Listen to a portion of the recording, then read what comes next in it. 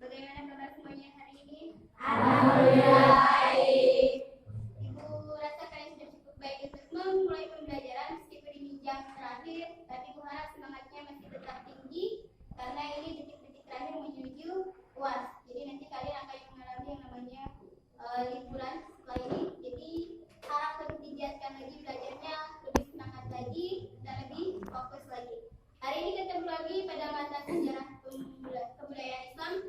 Jadi sebelum kita mulai belajar, seperti biasa Ibu akan absensi terlebih dahulu, katakan hadir apabila hadir, dan menyebutkan alasan bagi teman kalian yang tidak hadir pada hari ini. Dimulai dari Abdul Fikri.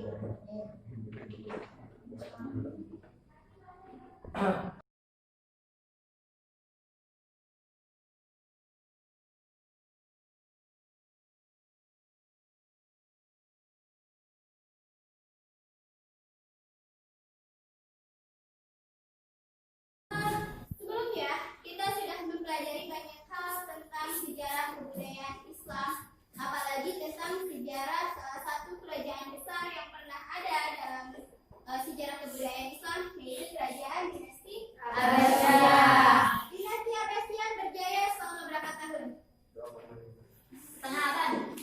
Setengah abad. Ada lagi? 550 tahun. 550 Tahun. Atau berapa abad? Fikri. Berapa abad dinasti Abbasiyah berdiri? 2 abad. Dinasti Abbasiyah sebuah kerajaan Islam terbesar yang berdiri hampir 5,5 abad atau 550 tahun. Yang pusat kerajaannya berada di kota Baghdad. Itulah kenapa Baghdad ini disebut sebagai kota 1001 malam dulunya, karena kota Baghdad pernah menjadi pusat kekuasaan dinasti Abbasiyah. Selama 550 tahun, banyak sekali kebijakan-kebijakan yang dihasilkan oleh dinasti Abbasiyah, yang mana hasil dari kebijakan-kebijakan tersebut bisa kita rasakan hingga sampai saat ini.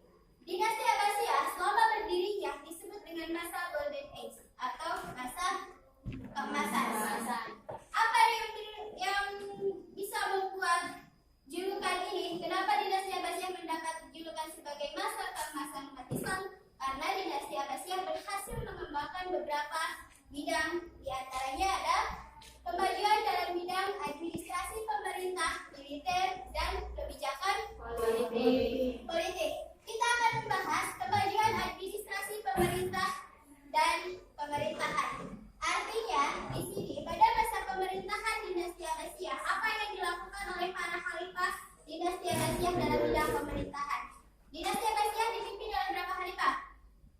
Selama berdiri 37 khalifah. Para khalifah dinasti Abbasiyah berhasil membuat beberapa kebijakan. Di antaranya adalah pembaruan dalam bidang administrasi, pembaruan dalam bidang militer, dan lain sebagainya. Bahkan salah satu khalifahnya, yaitu Khalifah Harun ar-Rasyid, membentuk sebuah badan keamanan yang mana fungsinya adalah untuk mengamankan pemerintahan dinasti Abbasiyah.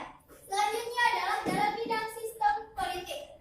Dalam bidang sistem politik, pemerintahan dinasti Abbasiyah dibagi ke dalam 4 periode. Di antaranya periode apa aja? Periode 1 atau periode pengaruh Abbasiyah.